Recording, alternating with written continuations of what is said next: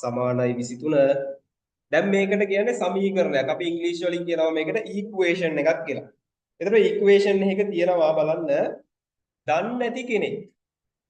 කවුද? දන්නේ නැති කෙනෙක් ඉන්නවා. හරි? එතකොට මේ දන්නේ නැති එක්කෙනාට උත්තරයක් ගන්න එක තමයි අපි සමීකරණය විසඳනවයි කියලා කියන්නේ.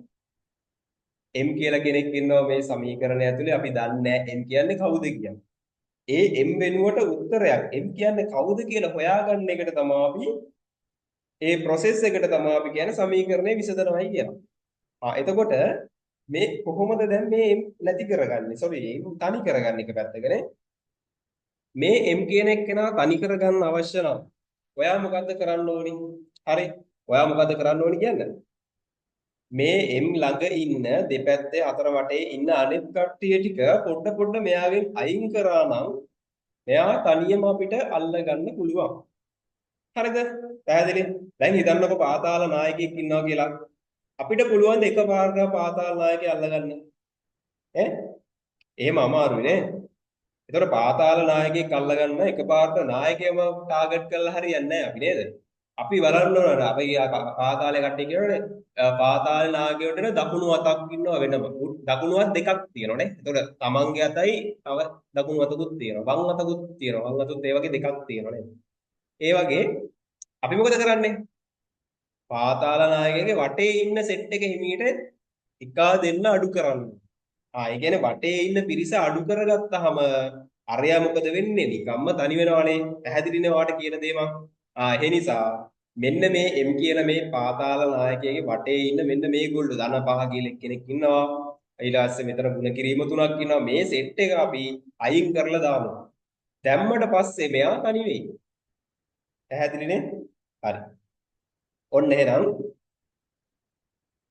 මේ කතාව ඔයාලට තේරුණා. දැන් මට කියන්න පාතාල නායකයා ගාව ඉන්නවා ගොඩක් ලොකු සෙට් එකක් ඉන්නවනේ. එයාගේ මට කියන්න දකුණු අත වගේ ඉන්න එක්කෙනා අයින් කරන එකද ලේසි? එහෙම නැත්නම් පොඩ්ඩක් එයාට ටිකක් දුරින් ඉන්න පොඩි එක්කෙනෙක් අයින් කරන එකද ලේසි? දකුණු අත වගේ ඉන්න එක අයින් කරගන්නත් බෑ නේ. ඒ කට්ටියක් අමාරුයි ඌටත් කට්ටිය ඉන්නවා. නේ? එතකොට අපි බලන්න ඕනේ දැන් මේකෙත් මෙයාට ළඟම ඉන්න කට්ටිය මුලින්ම අයින් කරගන්න බෑ. එහෙනම් මොකද කරන්නේ? චුට්ට දුරින් ඉන්න කට්ටිය මුලින් අයින් කරගමු නේ. පොඩ දුරින් ඉන්න කට්ටිය මුලින් අයින් කරගත්තම හරි. එහෙනම් අපි ඉස්සෙල්ලම අයින් කරන්නේ දුරින් ඉන්න කට්ටිය. එහෙනම් මෙතනදී බලන්න දුරින් ඉන්න කට්ටිය කවුද? M-ට මොකද වෙලා තියෙන්නේ? M කියන එක්කෙනා 3න් ගුණ වෙලා 5ක් එකතු වෙලා තමයි මෙතන 23 වෙලා තියෙන්නේ ඉක්වේෂන් එකේ විදියට. එහෙනම් M-ට ළඟින්ම ඉන්නේ මේ ගුණ කිරීම 3. ධන 5 කියන එක්කෙනා පොඩ්ඩක් ඇටැච් වෙලා ඉන්නේ දුරින්. පැහැදිලිනේ? එහෙනම් අපිට ලේසි ඉස්සෙල්ලම මෙන්න මේ ධන 5 කියන එක්කෙනාව අයින් කරගන්න. හරි. දැන් පාතාල උදාහරණ පොඩ්ඩකට අමතක කරන්න. දැන් මේ ධන 5 අයින් කරගන්න අපි මොකක්ද දන්නවද කරන්න ඕනේ? මේ ධන 5 ප්‍රතිවිරුද්ධ කෙනා මෙතනට ගෙනල්ලා දාන්න ඕන. හරි. ධන 5 විරුද්ධ එක්කෙනා තමයි ඍණ 5 අපි කියනවා ආකල ප්‍රතිලෝමය කියලා ගණන් භාෂාවෙන්. හරිද? ඒක ඕනේ නැහැ. ඔයා මතක තියාගන්න ධන කට්ටිය නැති කරන්න ඔයා ඍණ කට්ටිය දාන්න ඕනේ. හරි? එහෙනම් 3යි m ගාව ඉන්න මේ ධන 5 නැති කරන්න ඍණ 5ක් එහෙම නැත්නම් අඩු කිරීම 5ක් දාන්න. හරි? ඔන්න තව උදාහරණ තව එකක් කියනවාට මම සමීකරණයක් කිව්වහම දැන් මේක හරියට අර මුදලාලි ගාව තියෙන තරාදිය වගේ. හරිද? තරාදිය මොකද වෙලා තියෙන්නේ? තරාදියේ හරියට දිනනවා නම් තරාදියේ නේද දෙපැත්තම එකම ගානට බැලන්ස් එකේ තියෙන්න ඕන. තරාදියේ ඉංග්‍රීසි වලින් කියන්නේ දෙව නේද? හරි බැලන්ස්. එතකොට ඒක බැලන්ස් එකේ තියෙන්න ඕන. දැන් මට කියන්න 3m ධන 5 3m ධන 5 කියන එක්කෙනා එක පැත්තක ඉන්නවා 25 කියන එක්කෙනා 23 කියන එක්කෙනා තව පැත්තක ඉන්නවා. දැන් මේ දෙපැත්තම බැලන්ස් නිසා නේද සමානයි කියලා දාලා තියෙන්නේ. දැන් තරාදියේ දෙපැත්තම බැලන්ස් වුණාම අපි දන්නවා බර සමානයි කිය. ඒ වගේ 3m ධන 5ට 23 සමාන වෙනවා කියන්නේ බැලන්ස්. දැන් මොකද්ද කරේ කියන්නකෝ? දැන් ඉන්න බැරි අමාරුවට අතින් දැම්මගෙන කියලා කවුද? ඍණ 5 කියලා කෙනෙක් දැම්මා. එක පැත්තකට දැන් වම් පැත්තට දැම්ම ඍණ 5 කියලා කෙනෙක්. එතකොට මොකද්ද වෙන්නේ කියන්නකෝ? එතකොට මේ තරාදිය වෙනස් වෙනවා නේද? තරාදිය වෙනස් වෙනවා කියලා කියන්නේ අපිට තවදුරටත් සමාන ලකුණ පාවිච්චි කරන්න පුළුවන්ද? තරාදිය වෙනස් වුණාම සමානයිද දෙපැත්ත? නෑනේ. නෑ. එහෙනම් මොකද්ද අපිට කරන්න ඕන වෙන්නේ? අපිට කරන්න ඕන වැඩේ තමයි දෙපැත්ත සමාන කරගන්න. දැන් ඔයා මේක ප්‍රායෝගිකව හිතන්න. තරාදිය ඔයා අර එක පැත්තකට දැම්මනේ දෙයක්. එතකොට තරාදිය මේ පැත්ත යටයයි. සමහර විට යට යනවා. එහෙනම් ඒක ආයි හරි ගස්සන්න ඔයා මොකද්ද කරන්න ඕනේ? ඔයාට කරන්න පුළුවන් දේවල් දෙකක් තියෙනවා.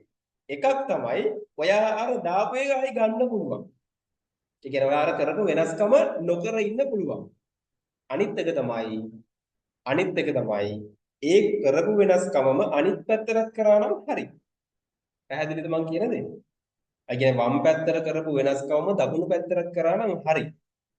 හා දැන් මොකක්වත් නොකර ඉඳලා හරියන්නේ නැහැ නේද? දැන් වැඩේ මේක එතකොට කරගන්න බැරි වෙනවනේ මේ වැඩේ නේද? මෙයාව අයින් කරගන්න බෑ. මේව අයින් කරන්න නම් අනිවාර්යෙන් අපිට එක පැත්තකට ඍණ 5ක් දාන්න වෙනවා. ඒ බැලන්ස් එක හරි ගස්ස ගන්න තියාගන්නම නම් දිගටම දකුණු පැත්තටත් අපිට ඍණ 5ක් දාන්න වෙනවා. ගණන් වලින් ඔයා මතක තියාගන්න සමීකරණයක දෙපැත්තටම අපිට හිතෙන විදිහට වෙනස් කරන්න බෑ. සමීකරණ එක පැත්තකට මොකක් හරි වෙනසක් කරනවා නම් සමීකරණේ දෙපැත්තටම ඒ වෙනස කරන්න ඕන කියලා ඔළුවේ තියාගන්න හොඳයි. හරි. දැන් 3m ගාව හිටපු ධන පහ ගාවට තව ඍණ 5ක් ආවා. ධන 5යි ඍණ 5යි මොකද වෙන්නේ? කැපිලා අයින් වෙනවා. ධන 5යි ඍණ 5යි බිඳුවයි. හරිද? මේ දෙන්න කැපිලා අයින් වෙනවා. ඔන්න ධන 5 ඍණ 5 කැපිලා අයින් වෙනවා. සදිශ සංඛ්‍යා මං කියලා දීලා තියෙනවා සෑහෙන්න වාට. හොඳ උදාහරණයක් අපි අරන් තියෙනවා සදිශ සංඛ්‍යා උදාහරණය හමුදා උදාහරණයක් නේද? මෙතනදී මම පැහැදිලි කරන්න යන්නේ නැහැ. එපාර මේ සමීකරණ කතා කරන්න වෙන්නේ නැහැ. මට ඒක තමයි කියන්න වෙන්නේ ඔයාලට. හොඳයි? හරි. දැන් ධන 5යි ඍණ 5යි කැපිලා අයින් වුණා. ධන 5යි ඍණ 5යි ඇත්තටම බිඳුවයි. බිඳුව මෙතන ලියලා තේරුමක් නැහැ නේ. ඒ නිසා අපි කැපිලා අයින් කරනවා කියලා ලියලා දානවා. මෙතන ඉතුරුයි 3m. මේක equals කාටද? 23 ඍණ 5යි. කීයද? 18යිද? 18යි නේ. එතකොට මෙතනින් දානවම 18යි කියලා. දැන් මොකද කරන්නේ? දැන් ඔන්න පාතාල නායකයෙක්ගේ අර එක්කෙනෙක් අර ඔන්න දුරින් හිටපු එක්කෙනෙක් දැන් ගිහිල්ලා. එයා ඉවරයි. එයා දැන් අයින් කරලා තියෙන්නේ. හරි. තව එක්කෙනෙක් ළඟ ඉන්නවා. එවුට මොකද කරන්නේ? පොරත් අයින් කරන්න බෑ නේද? හරි. ඔන්න මෙයාව අයින් කරන්න මොකද කරන්නේ? මේ ඉන්න ಗುಣ කිරීම තුනක්. ಗುಣ කිරීම තුන අයින් කරන්න නම් ඒකත් අපි මෙයාගේ විරුද්ධ දේ. ಗುಣ කිරීම තුනේ විරුද්ධ දේ මෙතෙන්ට කරලා බලමු. බෙදීම තුනයි. දැම්ම බෙදීම තුනක්. දැන් අර විදියටම තමයි දැන් ඔයාට වම් පැත්තට විතරක් වෙනස්කමක් කරන්න බෑ. දකුණු පැත්තටත් වෙනස්කම කරන්න. එහෙනම් මේ පැත්තටත් බෙදීම තුනක් දාන්න. හරි. කැපුවා 3ට 3. හරි. m විතරක් ඉතුරුයි නේ. හරි. m ට කීය දෙන්න උත්තරේ? 18 බෙදීම 3 කියන්නේ 6. හරි.